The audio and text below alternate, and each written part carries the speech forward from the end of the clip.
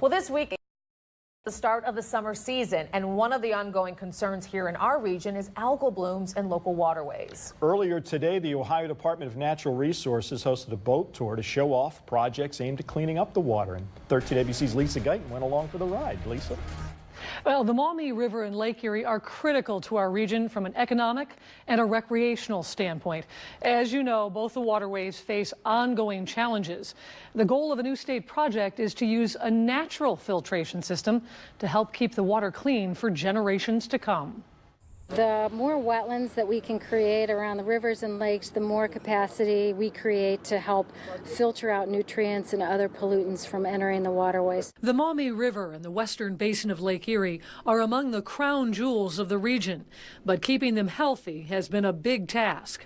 We're convinced these wetlands are going to make a difference. Wetlands are a natural filtration system. Wetlands act as the kidney of lakes. Water runs off of land and it goes into a wetland, and the wetland takes out some of the nutrients, it lets the sediments settle, and then the water runs out of the wetland into the lake in a much cleaner and better state than when it went in. Community leaders and lawmakers took a tour on the Sandpiper today to get an up-close look at some of the potential wetland project sites. To see what the potential is, to see what the current issues are, I think it puts everything in context when we start talking about making decisions on funding, policy, programmatic decisions. So it's really important to get out.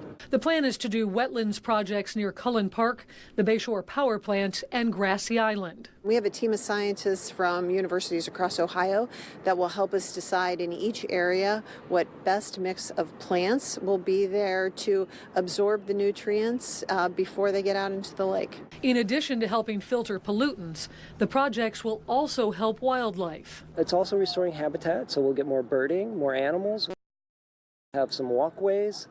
So it's going to be just a really nice, sort of almost park-like setting, I think. Another goal is to use something that's taken out of the river in huge quantities every year to help create the wetlands. We're always having to dredge our channel here so that ships can safely navigate Toledo Harbor. So if we can take some of that material and incorporate it into some of these wetland projects, that's a win-win for the port and for the whole community. Although there isn't an exact number right now, the price tag for the projects will be in the millions. Some of the work could start as early as this summer. At least one of the wetland projects that could take up to 2 years to finish. So the Ohio DNR is looking into temporary projects that could fill the gap in the meantime. Reporting live, Lisa Guyton, 13 ABC Action News.